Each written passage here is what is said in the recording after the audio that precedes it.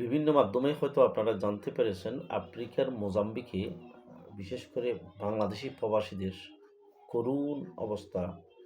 তাদের দোকানপাট লুট হচ্ছে, তাদের ঘরবাড়ি লুট হচ্ছে, মালামাল সবগুলা আফ্রিকান জনগণ নিয়ে যাচ্ছে। আসুন আমরা সবাই তাদের জন্য একটু দোয়া করি। আসসালামু আলাইকুম রহমতুল্লাহ। প্রিয় বন্ধুরা, যে যেখান থেকে আমাকে দেখছেন বা শুনছেন, সবাইকে প্রীতি এবং শুভেচ্ছা জানিয়ে শুরু করছি আমার আজকের ভিডিও। আশা করছি সবাই ভালো আছেন, সুস্থ আছেন।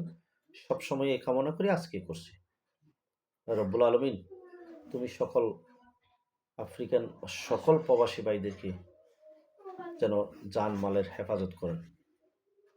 আজকে বিভিন্ন সোর্সের মাধ্যমে আমরা জানতে পেরেছি মোজাম্বিকে 200-রও অধিক দোকান ডাকাতি হয়েছে, মালামাল লুট হয়েছে, অনেক জায়গায় অগ্নিসংযোগ হয়েছে।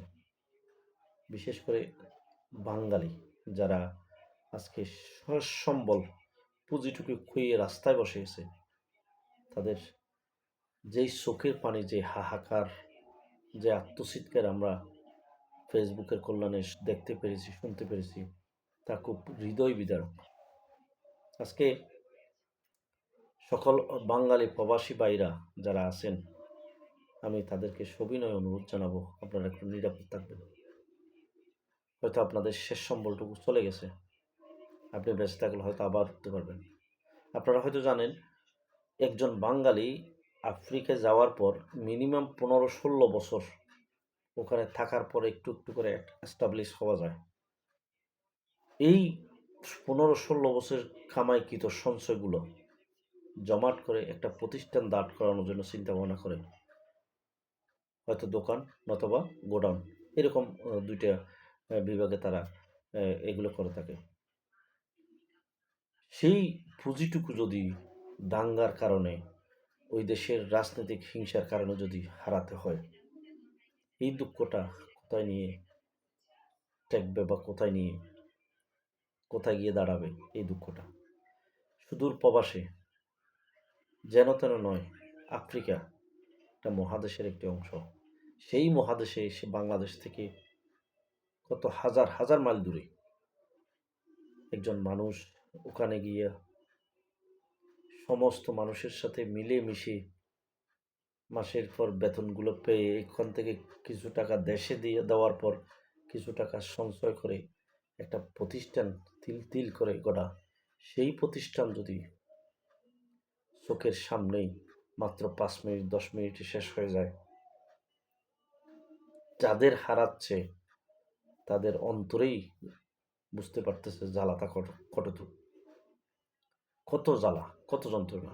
আমি দেখেছি একজন বাঙালি ভাই খাতাল মাছের মতো ছটফট করতেছে, সবার পায়ে ধরতেছে, ভাই আমার দোকানটা চুরি করেন না, আমার দেশে কিছু নাই, আমার এখানে এই সম্বলটা শুধু এই এই জালেমগুলো আমার বাঙালি ভাইয়ের দোকানটা লুট করে নিয়ে গেছে মাত্র 7 মিনিটে। এমনকি গাছের কুড়িটা পর্যন্ত, ভেড়া পর্যন্ত, টিনগুলো পর্যন্ত নিয়ে গেছে এবং হুমকি দিচ্ছে, যদি বেশি কথা বলোস তার জ্বালিয়ে দেবো। এরকম পরিস্থিতি।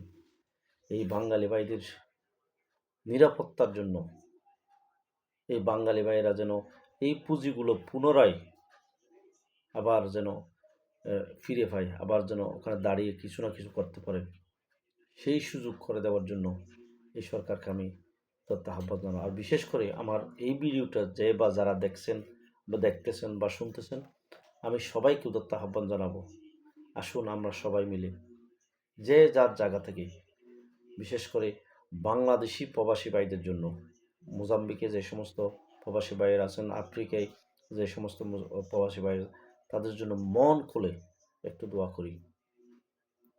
কারণ সে আমার বাঙালি ভাই, হয়তো আমার প্রতিবেশী, আমার পাশের লোক, যেই হোক, দূরের হোক, সে আমার বাংলাদেশি।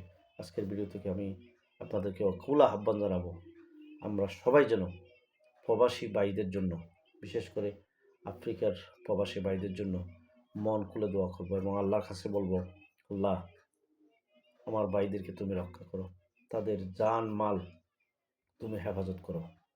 আমরা যার যার জায়গা থেকে এই দোয়াটুকু করব। সবাই ভালো থাকবেন, সুস্থ থাকবেন। আল্লাহ হাফেজ।